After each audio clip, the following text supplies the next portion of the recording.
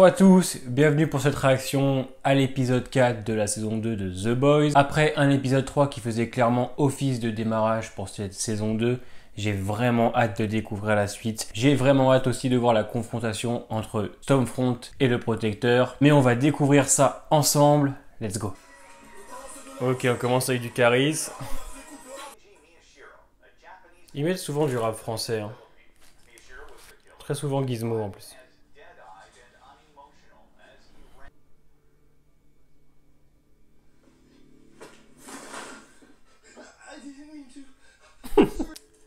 Il est pas content le Protecteur là. Ça va partir en couille. Ah,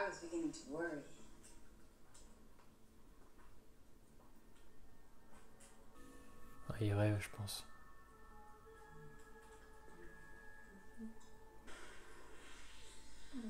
C'est vrai que c'est quand même vachement glauque. Enfin, je pense qu'il l'invente. Logiquement, hein. Mais non.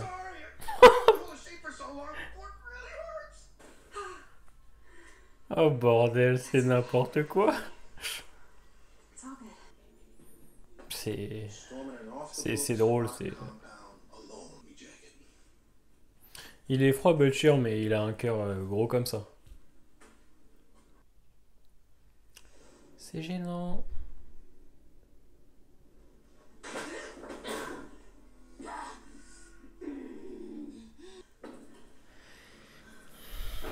Et B.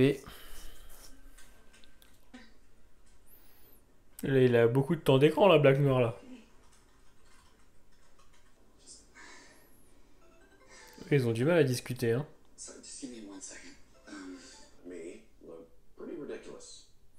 Et oui, tout pour l'image. Ça se voit, il est trop amoureux.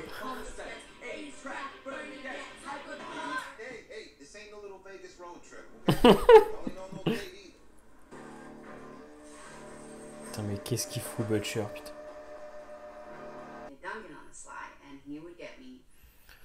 Les interactions de personnages sont cool. Oh!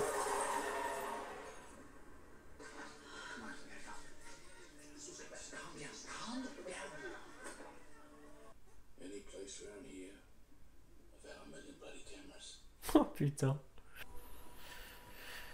Enfin. À chaque épisode, ça avance, c'est cool. On dirait deux enfants de 15 ans. Ils sont cons. Regardez pas. Regardez pas, c'est violent. En fait, lui, il va être le centre d'intérêt de tout le monde, quoi. Oh merde.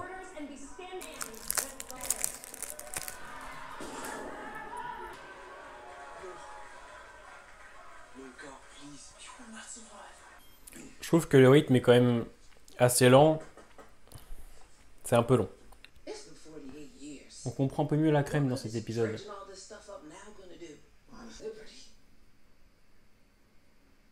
What?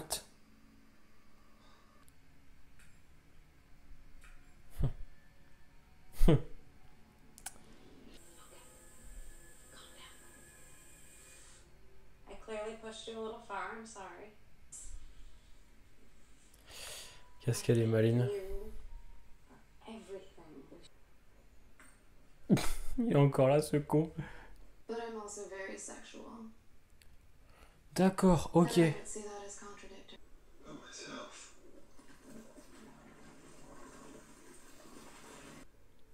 Là, on est au summum du narcissisme. Là.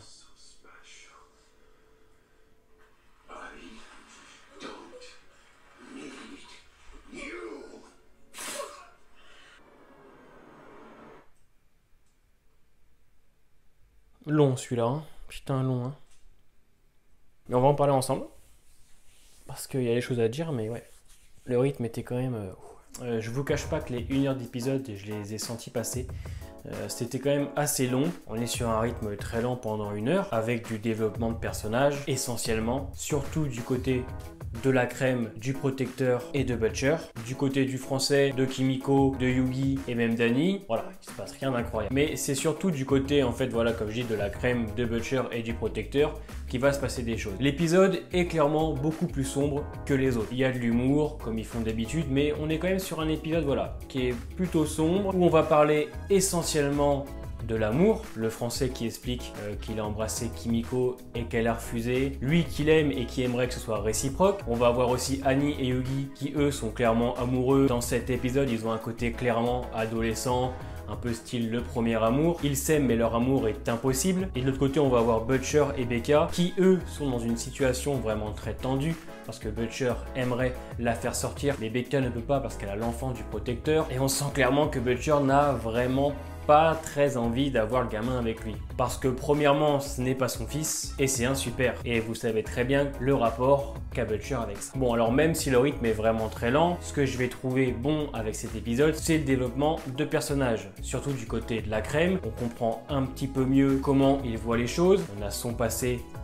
bien son passé où il nous explique des moments avec son père. Mais voilà, on cerne un petit peu plus le personnage et c'est très intéressant parce que voilà, le groupe de Butcher, ils sont vraiment tous très attachants. C'est dommage d'ailleurs que le français n'ait pas beaucoup de temps d'écran dans cet épisode. Du côté du protecteur, bien évidemment, il prend encore une grosse partie de l'épisode. Cette fois-ci, on va travailler avec ce personnage, son narcissisme, le fait qu'il veut être aimé de tout le monde, que l'image est très importante pour lui et on le voit très bien quand il dégage Tyrone parce que ce n'est plus bon pour l'image. Quand il va à la rencontre de ce super qui se transforme en Stewell ou même en lui dans une scène vraiment très glauque qui nous fait quand même comprendre que le personnage est au-dessus du narcissisme. Donc voilà, c'est essentiellement ces personnages qu'on va travailler.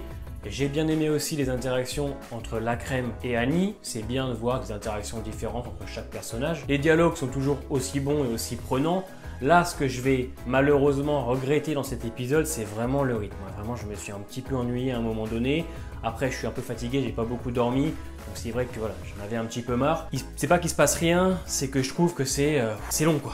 C'est long. Alors, je pense que c'est un épisode essentiel, comme je dis, au développement des personnages pour que dans la suite, on comprenne vraiment mieux les intentions des personnages et ce qu'ils ressentent, même si à la fin on reste quand même un petit peu sur notre fin, voilà. Ça finit pas par un cliffhanger, l'épisode termine en nous faisant comprendre que le protecteur a l'air d'avoir compris que tout pour l'image n'est peut-être pas très bon. Il va y avoir un fight contre Stormfront, ça je pense qu'il va falloir s'y attendre. Après un épisode 3 qui était quand même plutôt explosif, là on est sur un calme assez plat et ça m'a un petit peu dérangé. N'hésite pas à t'abonner et à laisser ton petit pouce bleu, c'est très important pour la chaîne. Portez-vous bien et à bientôt.